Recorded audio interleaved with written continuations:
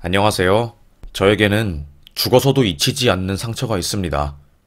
정말 이를 박박 갈고 그 상처를 잊으려고 살았는데 이번에 저에게 엄청난 기회가 찾아와서 이를 악물고 저에게 상처 준 그 사람에게 역대급 복수를 해서 제가 용기 내서 사연을 적게 되었습니다. 저는 어릴 때부터 할머니랑 단 둘이 살았어요. 사실 제가 엄마가 있었거든요. 그런데 엄마는 제가 태어날 때부터 무척이나 아프셨다고 했어요. 저는 아빠, 왜 나는 엄마랑 같이 못 살아? 엄마는 왜 맨날 병원에만 있는 거야? 다른 집 애들은 주말에 엄마랑 손잡고 한강공원도 가고 어린이 대공원도 간대. 나는 한 번도 못 해봤잖아. 정원아, 정원이가 엄마가 아픈 거를 이해해야 해. 엄마가 지금 몸이 많이 아파. 그래서 앞으로도 계속 병원에 있어야 하고 밖에 나오는 게 쉽지 않아. 우리 정원이 엄마 보고 싶으면 아빠한테 말해. 엄마 병실에 같이 가서 수다 떨자. 응? 아빠는 말했어요. 엄마가 암에 걸려서 몸이 엄청 아프다는 말을요. 실제로 저는 아빠의 손을 잡고 엄마가 누워있는 병실에 종종 갔고 그때마다 호흡기에 숨을 의지하는 엄마가 가까스로 고개를 돌려 저를 보곤 했지요. 엄마가 너무 좋고 보고 싶은데 몸도 제대로 못 가누고 힘들어하는 엄마를 보러 가면 전 매일 눈물이 나서 속이 상하더라고요. 그래서 엄마를 보고 싶다고 떼를 쓰지도 못했습니다. 거의 6년간 투병을 한 엄마는 제가 초등학교에 입학하고 나서 몇 년 뒤 돌아가셨어요. 엄마가 아파서 우리 정원이 입학식도 못 가고 힘드네. 엄마가 미안해. 엄마가 다음에 또 정원이 엄마 할 수 있으면 그때는 엄마가 정말로 잘할게. 엄마 죽지 마. 엄마 제발. 나 혼자 두고 죽지 말라고. 나 외롭단 말이야. 엄마, 엄마. 저는 외치고 또 외쳐왔지만 엄마는 쓸쓸하게 세상을 떠났습니다. 그때 남겨진 것은 엄마가 몇 년간 입원하느라 생긴 어마어마한 병원비와 텅 빈 엄마의 방뿐이었습니다. 아빠는 정원아, 아빠가 우리 정원이 잘 챙겨주고 싶은데 아빠 돈 벌러 가야 해서 정원이 할머니랑 살아야겠다. 아빠가 미안해. 아빠는 엄마의 병원비 빚을 갚기 위해서 저희가 살던 집을 팔았고 아직 남은 빚을 탕감시키기 위해서 지방에 내려가 인테리어 공사 시공을 하게 되었어요. 저를 돌볼 수 없게 되자 저는 할머니 댁에 맡겨졌죠. 우리 할머니는 전형적인 할머니였어요. 너무너무 따뜻하고 착하고 인자하신 할머니였죠. 그런데 그게 문제였습니다. 초등학교에 입학하고 나서 새학년으로 올라갈 때 통지서 같은 곳에 부모님 인적사항이랑 함께 사는 사람 이런 걸 적어내는 칸이 있었어요. 왜 여기 종이에 우리 부모님 돌아가셨는지 살아계신지를 적어야 하는 거지? 그리고 재산 내역이나 사는 곳, 자동차 유무는 왜 쓰는 거야? 그 어린 저인데도 불구하고 제가 써서 내야 하는 이 종이가 불공평하고 이상하다고 생각했습니다. 하지만 제가 반항을 할 수 있었겠나요? 그저 하라는 대로, 쓰라는 대로 알겠다고 복종할 뿐이었지요. 속상하긴 했지만 어쩔 수 없이 수긍해야 하는 일이라고 생각하고 저는 엄마가 돌아가셨다고 쓰고 아빠랑 할머니만 썼습니다. 그때부터 저의 초등학교 담임 선생님이 저를 괴롭혔던 것 같아요. 지금은 있는지 모르겠는데 제가 있을 때만 해도 촌지라는 게 엄청났었거든요. 학부모 모임이 끝나고 선생님이 대놓고 학부모한테 10만 원씩 걷거나 자기 가지고 싶은 거를 말하는 일도 있었습니다. 그런데 저는 엄마가 없으니까 당연히 학부모 모임에 갈 사람이 없잖아요. 선생님이 정원이 너는 부모님이 안 계시니 학부모 모임에 나올 사람이 없구나. 이번에 반 애들 어머님들 다 10만 원씩 걷었으니 정원이 너도 할머니나 아빠한테 말해서 10만 원 가져와라. 네? 갑자기 10만 원은 왜요? 제가 뭐 잘못한 건가요? 얘도 참. 너는 왜 그렇게 궁금한 게 많니? 가져오라고 하면 가져올 것이지. 안 그래? 저는 선생님의 말에 기가 죽었지요. 그런데 집에 가서 차마 할머니랑 아빠한테 10만 원을 달라고 말을 못 하겠더라고요. 아무것도 모르는 할머니한테 어떻게 10만 원을 달라고 해. 우리 할머니가 10만 원 벌려면 폐지를 몇 장이나 주어야 하는 거야. 미안스럽게. 지방에 있는 아빠한테 이런 말 하기도 싫고. 진짜 싫다. 싫어. 저는 끝까지 버티었습니다. 어린 저에게도 선생님한테 아무 이유 없이 10만 원씩 부모님들이 주는 것은 별로 옳은 행위가 아니라고 생각이 들었거든요. 선생님, 저 10만 원 못 내겠어요. 할머니한테 달라고 하기도 미안하고 지방에 있는 아빠한테 돈 달라고 말을 못 하겠어요. 꼭 내야 하는 거 아니면 저 그냥 안 낼래요.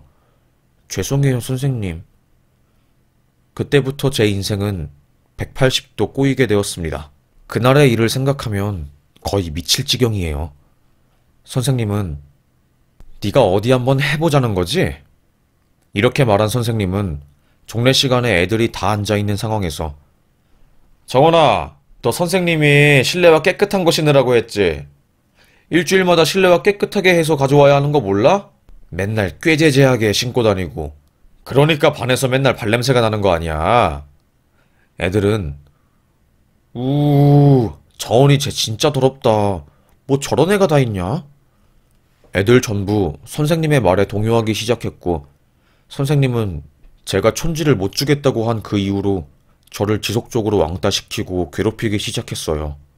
저는 실내화 그 누구보다 깨끗하게 빨아서 가져오는데 선생님이 일부러 제 신발을 밟아서 더럽힌 다음에 애들 앞에서 망신을 주는 것은 기본 중에 기본이 되었지요. 애들한테 급식 줄 때 저를 가장 마지막에 줄 서게 해서 고기나 맛있는 반찬 하나도 안 남게 한 적도 몇 번이나 있었습니다. 얼마나 속이 상하던지요. 그런데 그렇게 어린 제가 아무리 똑부러진다고 해도 키도 크고 무시무시한 선생님에게 매번 반항을 어떻게 하겠어요. 그래도 반에 착한 친구가 저를 챙겨줘서 제가 힘든 학교 생활을 잘 버틸 수 있었습니다.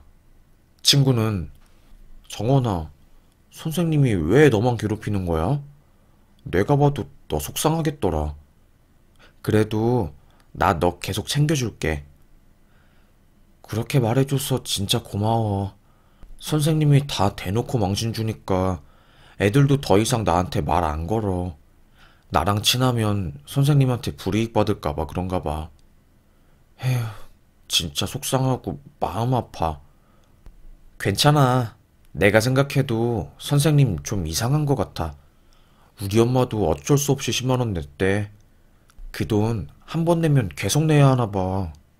선생님은 저뿐만 아니라 다른 엄마들한테도 촌지를 요구했고 유일하게 돈을 안 낸 저를 표본으로 괴롭히기 시작하면서 애들에게 암묵적으로 촌지를 안 주면 저처럼 학교 생활이 힘들어질 수 있다.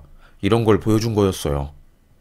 저는 그 희생양이 된 거였습니다. 그래도 솔직히 친구가 있어서 그 힘든 생활을 버틸 수 있었어요. 그런데 그 친구마저도 결국 저를 떠나게 되는 그런 슬픈 일이 생겼습니다. 그날 생긴 일은 제 가슴 속에서 절대로 잊히지 못하고 저의 뼛속에 각인이 되었지요. 그날은 월요일이었어요. 애들이 전부 운동장에 나와서 전체 조회를 해야 하는 날이었지요.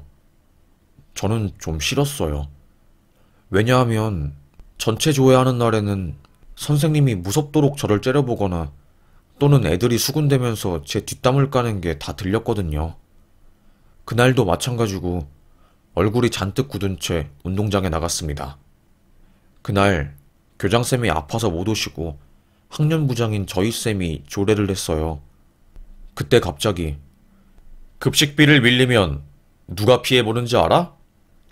니네들이 피해보는 거야. 딱 한 명 때문에 수백 명이 피해를 보는 거라고. 우리 중 한 명이 맨날 급식비를 늦게 내거나 안 내서 니네들 급식비 낸 거에 기생하고 있다. 그거 아나? 애들은 그 순간 수군대기 시작했어요. 뭐야, 누군데 급식비 안 내? 진짜 짜증나네. 그래서 우리가 맛있는 거 많이 못 먹는 건가 봐. 완전 이거 기생 아니야, 기생? 그러니까 누구야, 급식비 안 내네? 진짜 궁금하다. 뭐야? 저도 궁금했어요. 저는 급식비를 꼬박꼬박 냈거든요. 그런데 갑자기 선생님이 그 수백 명 앞에 있는 마이크를 잡고서는 제 이름을 힘껏 부른 겁니다. 정원아, 3학년 6반 정원이, 나와. 저는 깜짝 놀랐어요. 제 이름이 불려서요. 정말 모든 애들이 저를 쳐다보는 상황에서 저는 눈을 질끈 감고 그 단상 앞으로 나갔습니다. 선생님은 그때 손을 들어서 제 뺨을 쫙 때렸어요. 순식간에 벌어진 일에 저는 고개가 퍽 하고 돌아갔고 한 손으로 뺨을 만진 채 저도 모르게 펑펑펑 눈물을 흘렸습니다. 급식비 안 내서 애들한테 전부 피해주고 어디서 애들이 낸 급식비에 무임승차를 해? 선생님이 다시는 그러지 말라고 애들 앞에서 본보기로 보여주는 거야. 알겠어? 어? 와, 저는 정말 눈물을 쏟아내며 온 힘을 다해 펑펑 울었어요. 얼마나 울었는지도 몰라요. 얼굴이 눈물로 범벅돼서 저 급식비 안 밀렸다고요. 왜 저한테 그러시는데요? 저의 이런 말을 선생님은 귓등으로도 안 들어주셨어요. 그냥 눈물만 펑펑 나고 막 말도 안 나오더라고요. 한스럽고 분해서요. 뭐 이런 일이 다 있나 싶었습니다. 이건 진짜 아니라고 왜 나한테 그러냐고 말을 해봐도 선생님은 저를 무시했고 저는 그날부터 반왕따가 아니라 전교 왕따가 되었어요. 그리고 반에서 저를 챙겨주던 그 아이도 결국에는 저의 손을 놓고 다른 무리로 들어가서 놀더라고요. 처음이었습니다. 모든 거를 놓아버리고 죽고 싶은 심정이요. 할머니는 제가 매일매일 얼굴이 회색빛을 띤 채 집에 가니 우리 토끼 같은 손녀 무슨 일 있나? 요즘 힘든 일 있어? 왜 그래? 할미한테 다 털어놓지. 아니야, 할미. 그냥 나 조금 힘들어서 그래. 나 신경 쓰지 마, 할미. 저는 저를 걱정하는 할미 때문에 죽고 싶은 마음을 다잡을 수밖에 없었어요. 3학년 때 벌어진 이 사건이 제가 6학년 때까지 학교를 다니는데 두고두고 괴롭히고 저를 힘들게 했습니다. 마음이 찢어질 듯 싶었지요. 그래서 저는 중학교를 배정받을 때 최대한 멀리 초등학교 애들이랑 다른 데에 가게 해주세요. 소원을 빌었어요. 정말 다행히도 제가 중학교에 올라가서는 아빠가 있는 지방에서 살게 되었고 전학을 가게 되었어요. 얼마나 다행인지 말도 못하죠. 아이고, 그때부터 저는 다행히도 착하고 좋은 친구들을 만나서 행복하게 중학교 생활을 했어요. 초등학교 때 당한 그 상처가 제 마음속에서 지워지지는 않았지만 그래도 흐려지긴 하더라고요. 어찌저찌 좋은 친구들과 함께하는 시간이 많아지고 그러다 보니까 학교 가는 게 더 이상 두렵지 않았습니다. 그럼에도 불구하고 이따금씩 꾸는 악몽은 어쩔 수가 없더라고요. 에휴, 그렇지만 어쩔 수 없이 벌어진 일이니 제가 모든 것을 마음에 품고 살아갈 수밖에 없었습니다. 그래도 저는 그 상처를 발판 삼아서 성공하기 위해 부단히 노력을 했어요.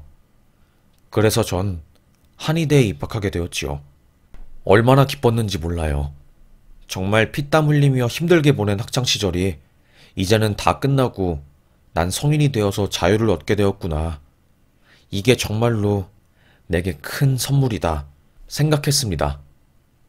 그렇게 하루하루 살아갈 때쯤 어느새 고개를 들어보니 저는 벌써 본과를 졸업하고 예비 한의사를 바라보는 사람이 되어 있었던 거였어요. 학교 생활 6년에 중간에 제가 몸이 아파서 2년 휴학하고 총 8년을 공부하며 세월을 보내다 보니까 저 어느새 나이 30을 바라보고 있더라고요. 슬슬 마음속에서 늦게 결혼하면 안 될 텐데 페이닥터 시작하면 사람들 만날 시간도 없고 더 힘들 텐데 이걸 어떻게 하면 좋지? 저는 닥치는 대로 소개팅을 받기 시작했습니다. 그런데 한결같이 소개팅으로는 잘 이어지기 힘들더라고요. 뭔가 마음이 무겁기도 하고 지인들이 그래도 신경 써서 소개시켜주는데 매번 안 좋은 소식만 가져오니 뭔가 내가 하는 게 잘못되었나 싶었습니다. 그래서 전 결혼정보회사에 가입하기로 했어요. 다행히도 제가 전문직이고 아직 나이가 그렇게 많지 않으니까 선택지가 많고 좋더라고요. 진작에 결혼정보회사에 갈 걸 그랬어. 에휴, 시간만 질질 끌다가 결혼 못할 뻔했네.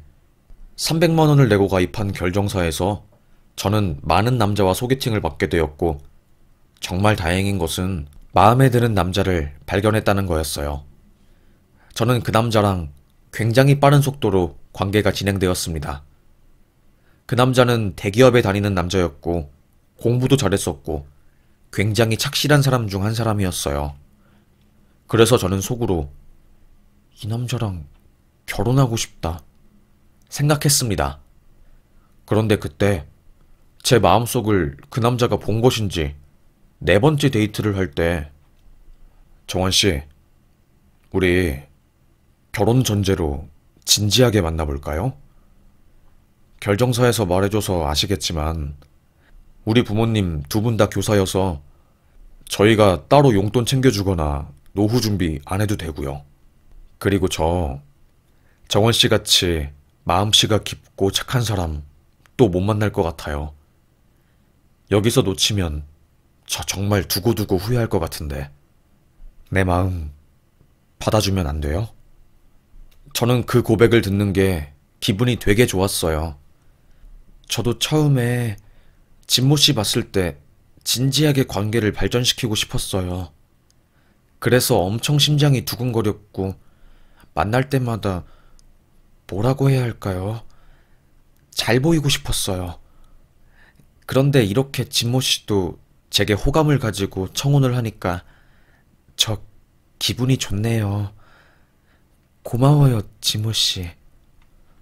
저랑 진모 씨, 그러니까 그 남자는 결혼 이야기를 진지하게 나누었고 저는 아빠와 할머니에게 말했습니다. 아빠, 할머니, 제가 저번에 말한 그 남자 있죠? 제가 진지하게 만나고 있다는 그 남자요. 저 그 남자랑 결혼할 것 같아요. 에휴, 언제 네가 이렇게 커서 결혼을 준비하고 있니? 아빠는 해준 것도 없고 할머니가 너를 다 키웠지. 아빠는 너한테 미안한 마음뿐이라서 우리 딸이 선택한 남자에 대해 뭐라고 왈가왈부할 자격이 없는 것 같다. 아빠는 존재 자체로 저에게 든든하고 행복한 사람이고 정말 생각만 해도 힘든 마음이 사르르륵 녹아버릴 정도로 그런 존재예요. 아빠, 나한테 미안해하지 마요. 저랑 아빠는 결혼 이야기를 하다가 엄마 이야기까지 나왔고 정말 펑펑 울었던 것 같아요. 저는 속으로 결심했죠. 그래, 나 엄마한테 정말 떳떳한 딸이 될 거고 나중에 시간이 흘러서 내가 엄마를 다시 만나게 되는 그날이 오면 나 행복했다고, 잘 살았다고 말할 거야. 결심을 했습니다. 그래서 결혼하고 나서도 그 누구보다 행복하고 단란하게 잘 살려고 마음먹었어요. 할머니도 제가 결혼한다니까 살짝은 섭섭해 하셨지만 짝을 만났다는 말에 되게 기분 좋아해 하셨고요. 가족들의 응원에 힘입은 저는 그 남자와의 결혼을 더 빨리 추진했습니다. 상견례 날을 잡기 전에 양가 부모님에게 인사를 드리러 가야 했는데 그때 당시 아버님이 아프셔서 제가 병문안을 못하는 상황이었어요. 그래서 어쩔 수 없이 그럼 아버님 퇴원하시고 상견례 날에 처음 얼굴 봐야겠다 말했습니다. 그렇게 시간이 흘러 학수고대하던 상견례 날이 제 눈앞에 딱 다가오게 되었고 두근거리는 심정으로 할머니와 아빠와 함께 상견례장에 가게 되었습니다. 상견례장을 들어간 순간 저는 식은땀이 줄줄 났습니다. 아버님, 그러니까 남편이 될 사람 아빠가 저를 그렇게 괴롭히던, 못살게 굴었던 초등학교 담임쌤이었던 겁니다. 저는 피해자니까 저를 힘들게 한 그 선생님 얼굴을 똑똑하게 기억하고 있었거든요. 그런데 그 선생은 저를 기억하지 못하는 듯 했어요. 수백 수천 명의 아이들을 그동안 괴롭혔으니 저 같은 꼬마에 괴롭힌 거는 기억에도 없었겠지요. 하지만 저는 어떻게 잊겠어요. 진짜 열이 너무 받아서 말도 안 나올 지경이었습니다. 부들부들 떠니까 아버님, 그러니까 저에게는 원수인 그놈이 아니, 뭐 우리 며느리 될 아이는 왜 이렇게 몸을 떠나? 무슨 문제라도 있나? 이 자리가 그렇게 긴장이 되나? 몸에 힘을 풀고 편하게 말하지. 허허허. 와, 저는 그 말을 듣는데 그놈 주댕이를 바늘로 꼬매버리고 싶었습니다. 가만히 있으면 절반이라도 갈 텐데 뭐 이딴 놈이 다 있나 싶었던 거죠. 한이 맺힐 지경이었어요. 그러면서도 제가 앞에 있는데 그 쓰레기는 제가요, 교사로 20년 넘게 근무했습니다. 근속 근무했고 인정도 많이 받았어요. 참교사라고. 아이들 기강을 잘 잡고 통솔을 잘한다고 그런 말을 수도 없이 들었어요. 그래서 이번에는 교장 시험을 좀 볼까 하네요. 교사가 제 적성에 맞아요. 작은 아이들 데리고 정신개조시키고 딱 단단한 사람으로 만들어서 세상에 내보내는 게 아무래도 사명감도 들고 돈이랑은 바꿀 수 없는 뿌듯한 일이지요. 저는 그 말을 듣고 결국 꾹 참고 있었던 이성의 끈이 툭 하고 끊어졌습니다. 그렇게 소명의식을 가지고 애들을 때리시고 괴롭혔어요? 선생님, 저 기억 안 나세요? 진명초등학교 3학년 6반 엄마 없고 아빠랑 할머니랑 사는 김정원이요. 저 기억 안 나시냐고요? 전 선생님 걸음걸이부터 발소리까지 그 어떤 거 하나 빠짐없이 생생하게 전부 다 기억하는데요. 제 말을 듣자마자 그 사람은 갑자기 얼굴이 싹 굳더니 어머나, 너구나. 그 꼬마가 이렇게 컸구나. 얼굴이 비슷해서 긴가민가 했는데 이렇게 상견례 자리에서 만나네. 뭐 그때 나한테 그렇게 크게 섭섭한 일이 있었니? 얼굴이 완전히 화가 난 얼굴이네. 일단은 오늘 상견례 자리니 진정하고 우리 따로 시간 내서 이야기하자꾸나. 저는 그놈의 회피하는 반응에 참고 또 참았던 분노가 터져버렸고 소리쳤어요. 뭘 따로 얘기해요? 당신이 내 시아버지가 될 수도 있는 이 상견례 자리에서 저보고 지금 잘해보자고 한 거예요? 말 같지도 않은 소리를 하고 있어. 당신 때문에 내 초등학생 때 기억이 악몽으로 점철되었고 지금도 악몽 꿔요. 전체 아침 조례 시간에 애들 수백 명 앞에서 제 뺨 때린 당신 때문에. 우리 아빠와 할머니는 저의 그런 아픈 기억을 처음 들으셨어요. 그도 그럴 것이 제가 말을 안 했거든요. 아빠는 정원아, 그게 진짜야? 그렇게 힘든 시절을 보냈으면서 왜 말을 안 했어? 당신이 내 딸 괴롭힌 거요? 지금 이게 뭐 하는 거요 도대체가? 우리 아빠가 화를 내자 그놈 자식은 애들이 기억이 조작될 수도 있는 거고 또 과장하는 것도 있잖아요. 나는 애들을 때린 기억이 없습니다. 무슨 소리를. 저는 그 말을 듣자마자 그놈의 얼굴에 잡채를 팍 던졌어요. 정수리가 대머리인 그놈의 머리통에 잡채를 올려놓고서는 야, 이 쓰레기야. 내가 네 머리카락 잡채로 만들어줬다. 너 그때 우리 반 애들한테 한 짓거리들 내가 어떻게 잊을 수 있겠어. 너 같은 어른한테는 존댓말 쓸 이유도 없어. 분리수거도 안 되는 쓰레기 중에 핵쓰레기 놈. 부들거린 저는 그 선생한테 막말을 퍼부었어요. 아빠는 우리 딸 괴롭힌 놈은 죽어서도 용서하지 못한다고 하면서 그놈의 멱을 잡았습니다. 그래서 내 딸이 그때 그렇게 얼굴이 어둡고 말투도 갑자기 사라진 거구나. 이게 다 네 놈 때문에 벌어진 일이구나. 오케이. 나를 아주 도끼 품게 만들어줘서 고맙다. 내가 진짜 복수가 어떤 건지 이제 생생하게 보여주마. 아빠는 바로 그놈의 멱을 잡아버리고 그놈 얼굴을 핏떡갈비로 만들었어요. 아빠가 어릴 때부터 건축 일을 하셔서 힘이 어마어마하게 세거든요. 인테리어 하는 사람들은 힘도 세야 하고 이것저것 몸 쓰는 일이 많잖아요. 그래서 바로 그 선생님을 쓰러뜨리고 내 딸 마음의 상처에 비하면 아무것도 아니겠지만 그래도 너는 내 주먹을 좀 받아야 한다고 그놈의 앞니를 부러뜨려서 영구로 만들었어요. 소란스러운 소리를 듣고 식당 직원들이 달려왔고 남자친구도 아빠를 말리면서 사건은 일단락되었지만 분한 제 마음은 도저히 나아지지가 않더라고요. 아빠는 정원아, 앞으로 괴롭히는 사람 있으면 아빠한테 바로 말하거라. 알겠니? 아빠는 언제나 네 곁에 있을 거니까. 초등학생 때처럼 끙끙 혼자서 앓고 혼자서 다 해결하려고 하지 마. 알겠어? 진짜 너무 화가 나네. 뭐 이런 놈이 다 있어. 두고 내가 아주 지옥 끝까지 따라가서 괴롭힐 거니까. 아빠의 화내는 목소리에 그놈은 잔뜩 쫄아서 눈으로만 저를 째려보았고 직원들의 만류로 인해서 저와 아빠 그리고 할머니는 상견례장을 박차고 나갔어요. 할머니는 아이고 내 잘못이지. 촌지를 달라고 하는 거를 알았으면 그냥 줘버리면 되는 것을. 할머니 아니야. 진짜 촌지 달라고 하는 놈이 이상한 거지. 촌지 안 준다고 해서 내가 미움을 받을 이유는 없잖아. 할머니 잘못 아니고 할머니 탓할 이유 단 한 개도 없어.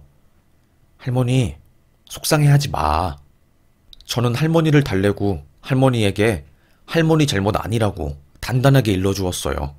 그렇게 상견례장을 깽판치고 집에 온 아빠는 정원아, 앞으로 무슨 일 있으면 절대 혼자 고민하지 마. 아빠가 정원이 어릴 때는 바빠서 신경을 잘 못 썼는데 이제는 아빠 정원이 위해서 산다. 정원이가 뭐 힘든 일 있다고 하면 일 다 뒤로 하고 정원이 너한테 달려갈 수 있어. 그러니까 우리 딸 힘든 일 있으면 무조건 아빠한테 바로 말해라. 알겠지? 응? 알겠어 아빠. 걱정하지 마. 나 이제 어릴 때 힘없고 상처받고 나약한 그 아이 아니야. 나도 이제 나름 내 자신을 잘 챙길 수 있고 내게 못되게 군 애들한테 당당하게 말로 화낼 수 있어. 저는 아빠와 그렇게 지난날의 이야기를 하면서 서로의 상처를 보듬어줬어요. 한참을 이야기하다 보니까 엄마도 보고 싶고 어릴 때 그 힘든 상황을 견뎌낸 제 자신이 너무나도 기특하고 또 보듬어주고 싶더라고요.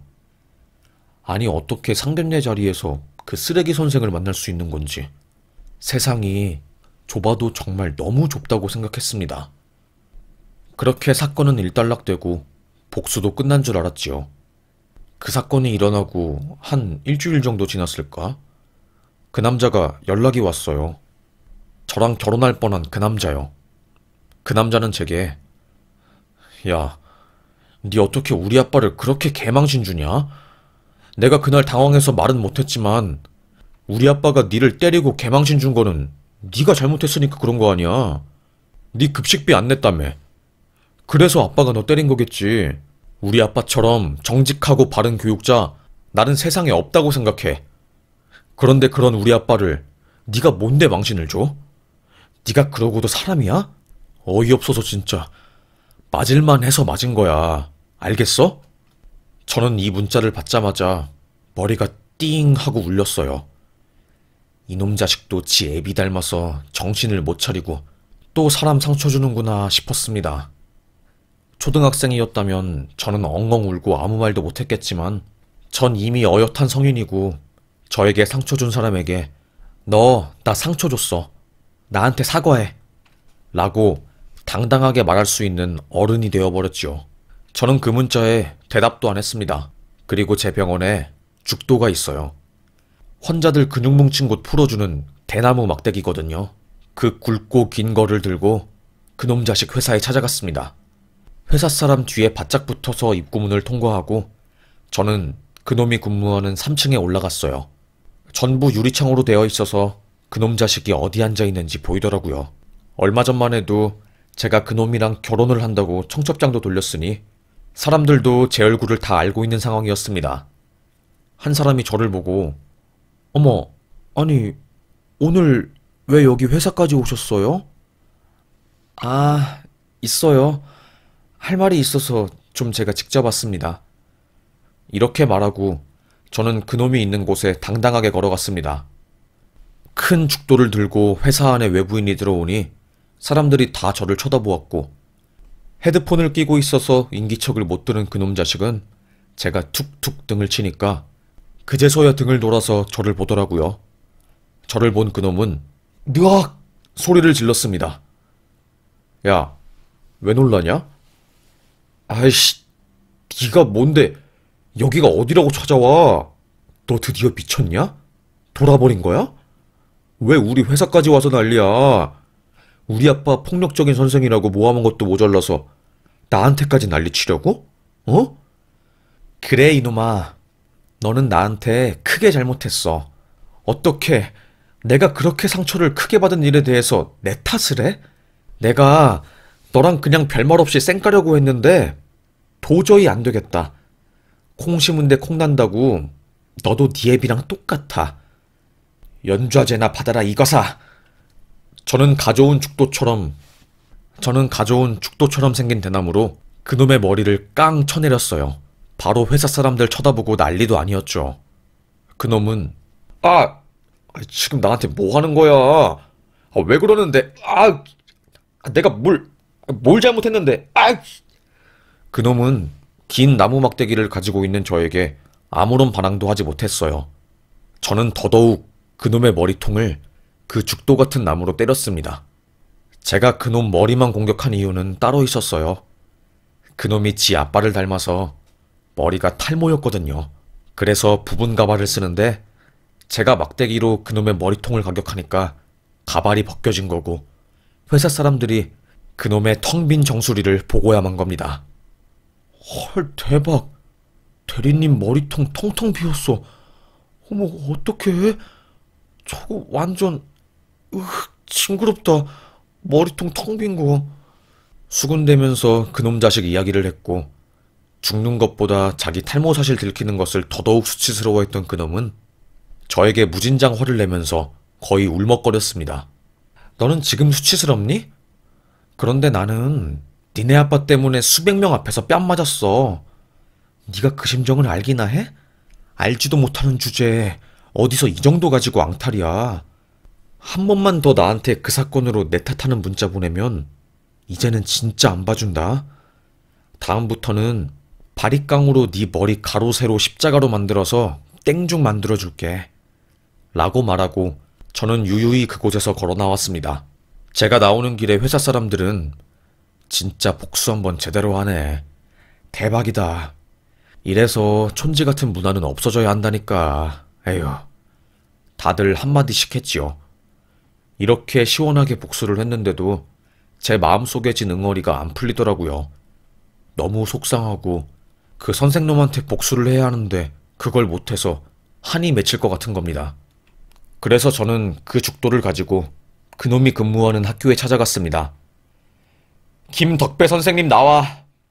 나 촌지 안 줬다고 전교생 앞에서 내 뺨 때린 놈 나오라고 소리 질렀습니다. 행정실 직원이랑 1층에서 듣고 있던 교감이 제 목소리를 듣고 나왔어요. 저는 그 사람들에게 제가 겪은 이야기를 다 말해줬습니다. 교육부에서 한 자리 차지했었던 그 교감이 제 이야기를 듣고는 그놈이 이번에 교감 신청하는 거에 제재를 하겠다고 자기 학교 차원에서 어느 정도의 조치를 취하겠다고 말을 했어요. 저는 그걸로는 분이 안 풀리더라고요. 그래서 그놈이 수업하는 반에 찾아가서 그놈을 한껏 째려보았습니다. 제가 학교까지 찾아온 것을 발견한 그 선생놈은 너 지금 뭐 하는 거야? 뭐가요? 당신 애들 또 때리나 안 때리나 보러 왔습니다. 제가 뭐 잘못한 거 있나요?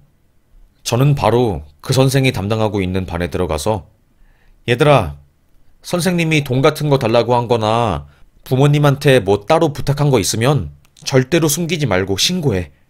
라고 말했어요. 그때 이제 학교 보안 담당관이 와서 저를 끌고 나갔고 저는 그렇게 학교에서 쫓겨났습니다. 그래도 그놈을 학교 동료들 앞에서 개망신시켰다는 사실에 상당히 뿌듯했어요. 제 할 일을 다 한 느낌이라고 말해야 하나요? 하여튼 그렇게 시원하게 복수까지 한 저는 집에서 유유히 쉬고 있는데 연락이 온 겁니다. 제가 학교에서 아이들에게 그렇게 말한 뒤 아이들이 집에 가서 말을 했나 봐요. 그런데 그 아이들 학부모 중에 그 선생님한테 강제로 상품권 같은 거를 준 사람이 있었나 봅니다. 그래서 교육부에 바로 신고를 했고 저를 괴롭힌 그 선생님이 김영란법으로 신고당해서 벌금을 냈다고 하더라고요. 얼마나 꼬셨는지 말도 못하죠. 결국 20년이 넘어서 저는 그놈에게 화끈하게 복수할 수 있었고 그놈의 아들놈한테도 아주 망신 개망신을 줬네요. 비록 우리 아빠가 그놈을 때려서 깽값을 물어내긴 했지만 그래도 20년 동안 마음속에 있었던 큰 돌멩이가 툭 하고 사라져버린 것 같아서 저는 지금 너무너무 행복합니다. 제발 촌지문화 사라졌으면 좋겠고 선생님이라고 해서 애들한테 갑질하고 이런 것도 좀 없어졌으면 좋겠네요. 아이들은 생각보다 어릴 때 기억하던 그런 순간들을 꽤나 오랫동안 마음속에 가지고 있습니다. 그 기억이 상처가 되는 기억이라면 더더욱 마음속에 깊게 상처가 박혀 있죠. 부디 제 글을 읽으시는 분들 중에 교사가 있으시다면 아이들에게 말을 할 때 자신의 언행을 한 번 더 살펴봤으면 좋겠습니다. 이 세상의 모든 아이들이 상처받지 않고 무한한 사랑을 받으며 건강한 어른으로 자랐으면 하는 바람이 저의 작은 소망이네요. 저의 상처가 아무는데 20년이 걸렸으니 말이지요. 에휴, 그럼 여기까지 저의 사연을 들어주셔서 정말 감사합니다. 저는 여기서 사연 마치겠습니다. 촌지, 아이들 때리는 거 그런 거 절대 하지 마세요. 간곡히 부탁합니다. 감사합니다.